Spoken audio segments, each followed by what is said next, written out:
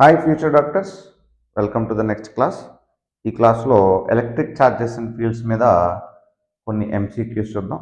సీదా first question, charge Q2 of mass m revolves around stationary charge in circular orbit of radius r.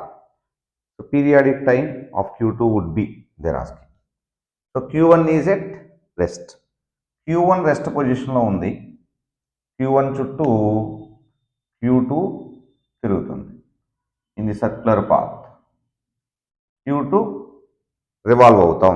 Circular పాత్లో తిరుగుతున్నప్పుడు Q2 మీద ఏ force act అవుద్దంటే, ఏదైనా object circular పాత్లో తిరగాలంటే దాని మీద ఏ ఫోర్స్ యాక్ట్ అవుద్ది? Centripetal force. ఈ సెంట్రిపిటల్ ఫోర్స్ని ఎవరు ప్రొవైడ్ చేస్తున్నారంటే ఈ రెండు ఛార్జెస్ మధ్య Coulomb force or electric force. Electric force centripetal ఫోర్స్ని ప్రొవైడ్ చేస్తుంది. సో అదే భూమి చుట్టూ చంద్రుడు తిరుగుతున్నారు.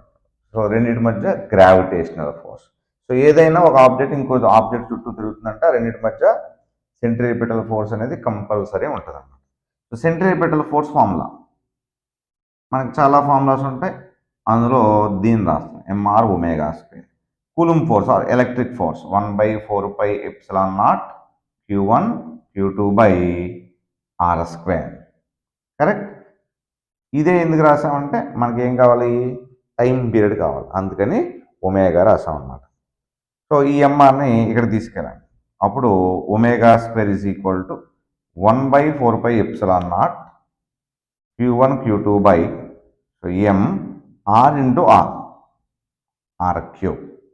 So we want time period. So omega రాస్తే root of 1/4πε0 Q1 Q2 m r cube. So we want time period కావాలి కాబట్టి 2π/t Q1 Q2/4πε0 m r cube. Correct? So time period is going to be capital T is equal to, so 2π root of 4πε0 m r cube by Q1 Q2. So that is the final equation. That whole power 1/2 they wrote. Whole power 1/2. ఈ 2π ఏం చేశారంటే వాళ్ళు లోపలికి తీసుకెళ్ళారు. చూడండి, so ఎక్కడ 2π బయట లేదు కాబట్టి మీరు రీఅరేంజ్ చేస్తే సో ఈ 2πని రూట్లోకి తీసుకెళ్తే రూట్ ఎక్స్ స్క్వేర్ ఎక్స్ అవుతుంది. అదే ఎక్స్ని మామూలుగా రూట్లోకి తీసుకెళ్ళాలంటే మనం ఏం రాస్తాం? రూట్ ఎక్స్ స్క్వేర్ అని రాస్తాం. కాబట్టి దీన్ని లోపల రాస్తే so 4πε0 mr cube by Q1 Q2 అంటే ఇది ఇంకొక 4π స్క్వేర్. ఇదండి 4π square m r cube. So not 4π square, they wrote in terms of k. కేలో రాశారు కాబట్టి కే అంటే మనకి ఇక్కడ 1/4πε0. అప్పుడు 4πε0 ఏమవుద్ది? 1/k ఏమవుతుంది? కనబడుతుంది. సో కే అంటే 1/4πε0. అప్పుడు 4πε0 ప్లేస్లో 1/k రాయొచ్చు. ఈ 4πε0 ప్లేస్లో 1/k రాస్తే final answer 4π square mr cube by k Q1 Q2 whole power 1/2. So దాన్ని జాగ్రత్తగా రీఅరేంజ్ చేసుకుని మనం ఆన్సర్ రాయటమే. సో కాబట్టి first option. Next, 2 positive ions each carrying charge Q are separated by distance small d. F is the force of repulsion. How many number of charges are missing? So Q separated by distance small d. Force acting on this, F is equal to K Q into Q by d square.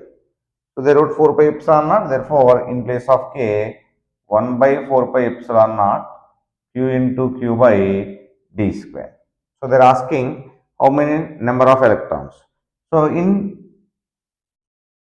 charge definition ప్రకారం మనం Qని ఏం చేసామంటే quantisation of charge, Q is equal to NE. ఆ NE అక్కడ రాయటమే. 1/4πε0 NE into NE by D square.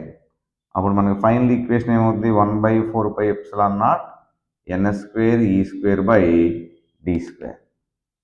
So 4πε0 D square F by NS square, sorry E square, ఎందుకంటే మనకి NS స్క్వేర్ కావాలి.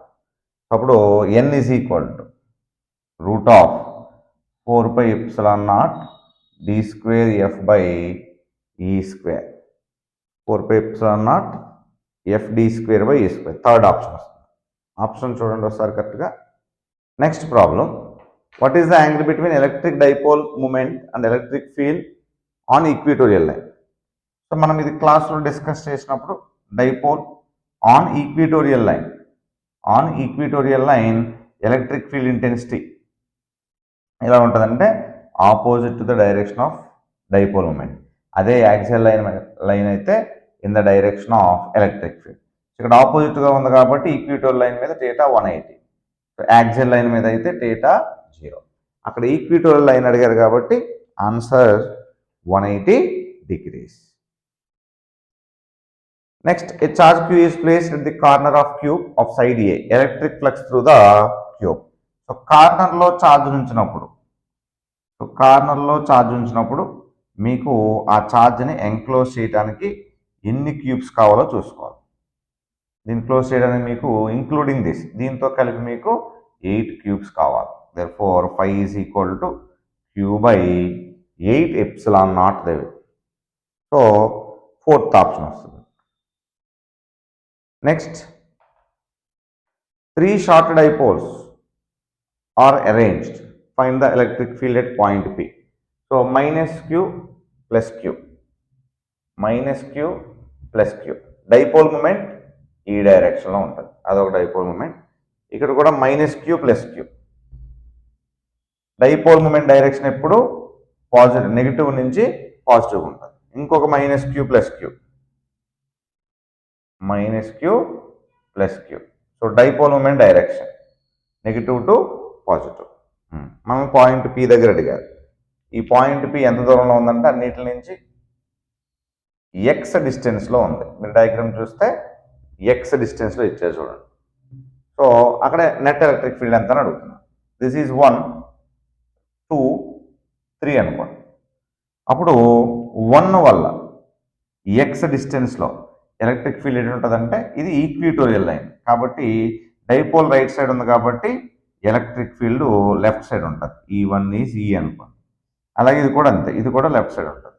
E2 ఈజ్ ఈ అనుకోండి.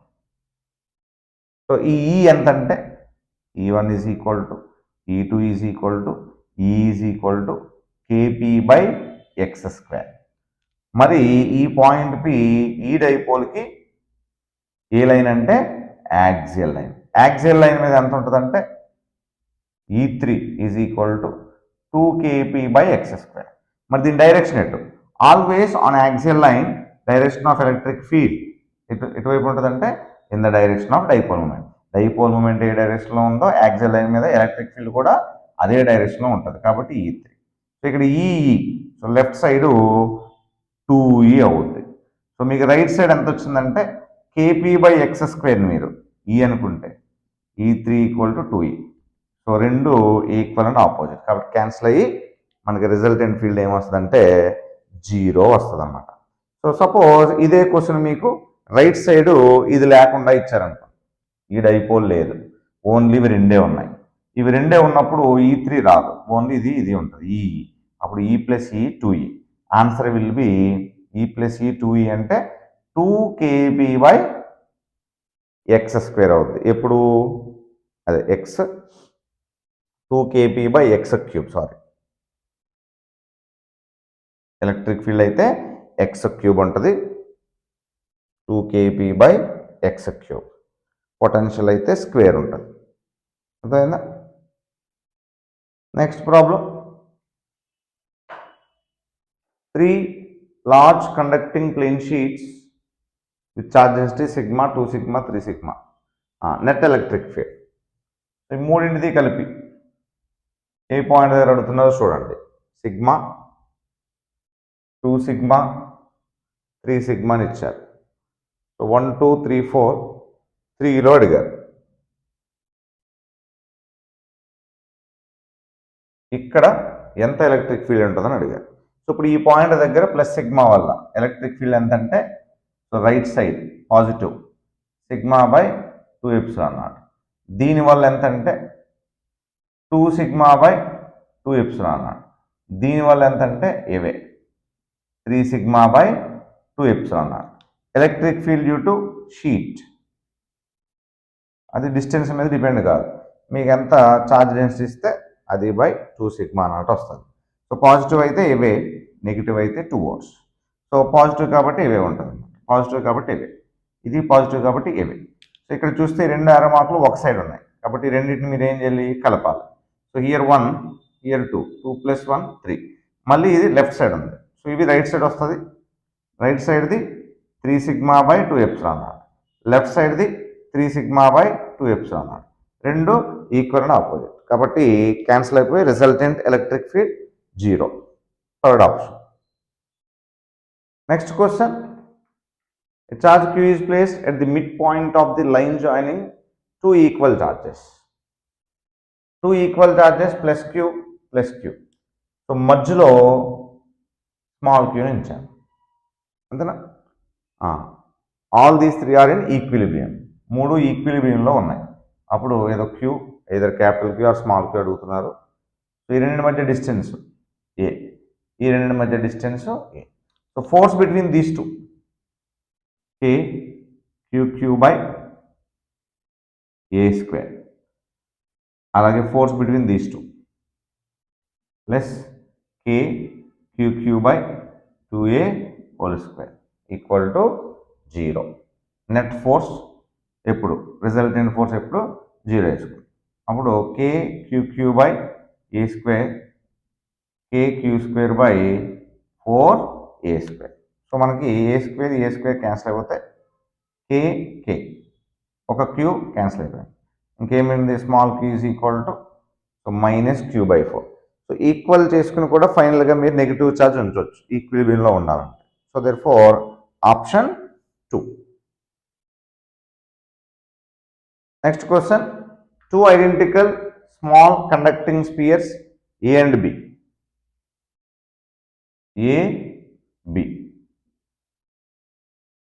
ఛార్జెస్ ఎంత ఇచ్చారంటే 1 milli coulomb -3 milli coulomb. Attract each other with a force F. Force between these two F is equal to K into 1 milli coulomb -3 milli coulomb divided by D square.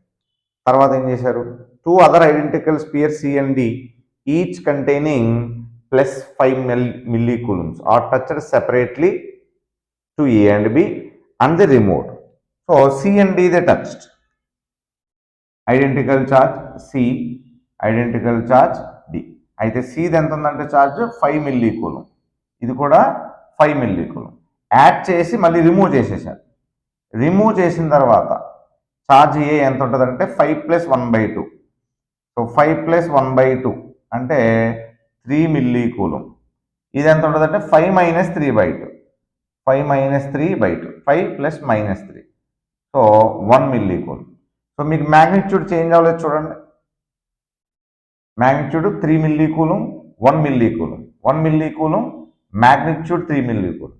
Force between 2 charges is always directly proportional to product of magnitude of their charges and square of the distance between them, inversely proportional. So product of magnitude అంటే ఇక్కడ magnitude change అవ్వలేదు కాబట్టి force remains same కాబట్టి F అవుతుంది.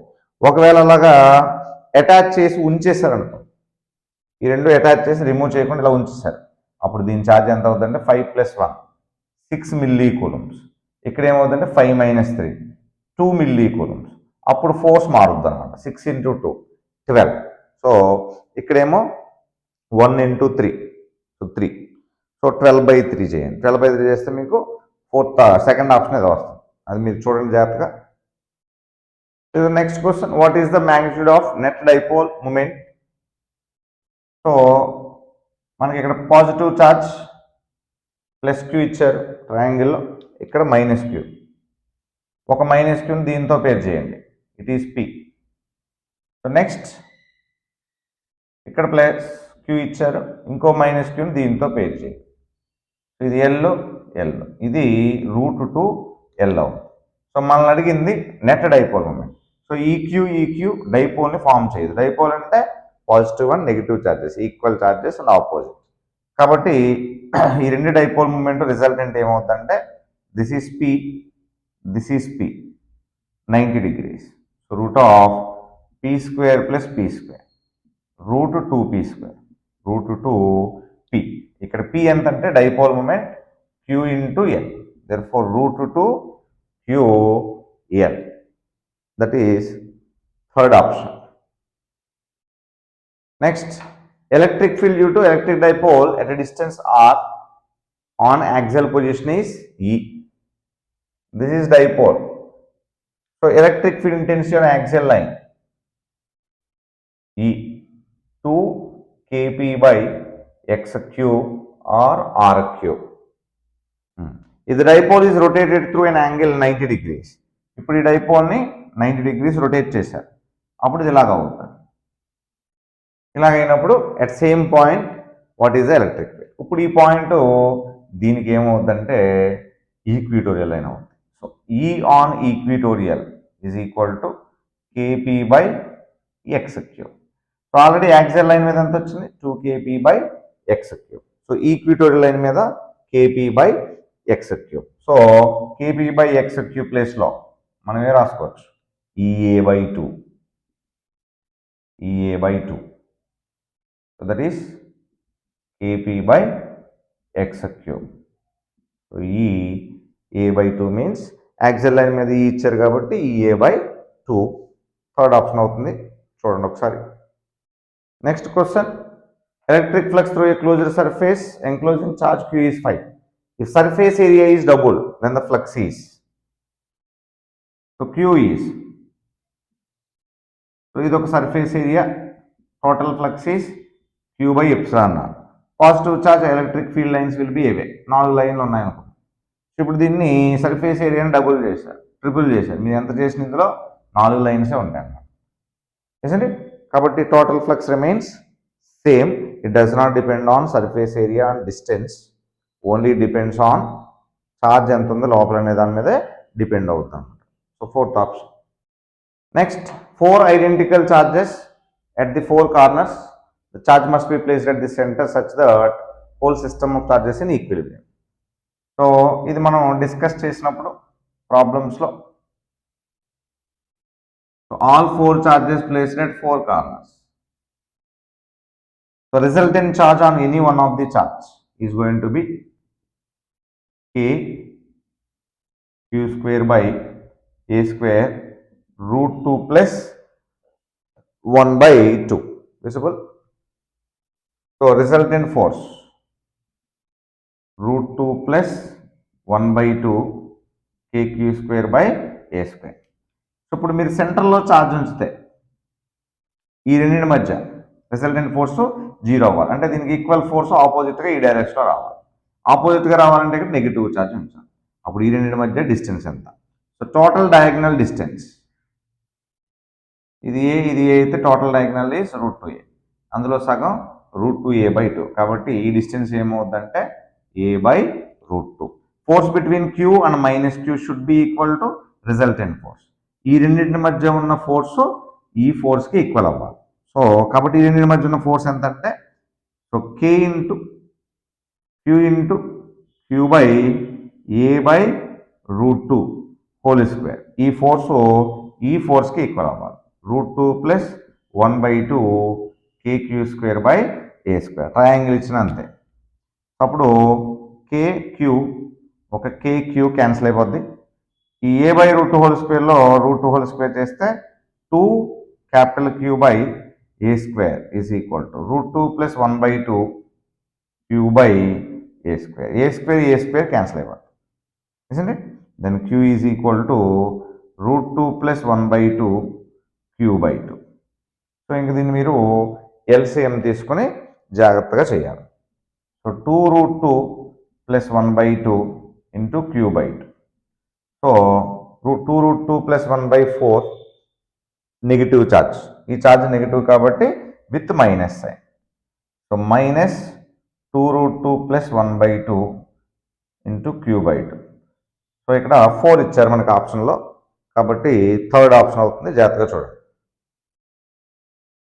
Next, 2 short dipoles are placed at a distance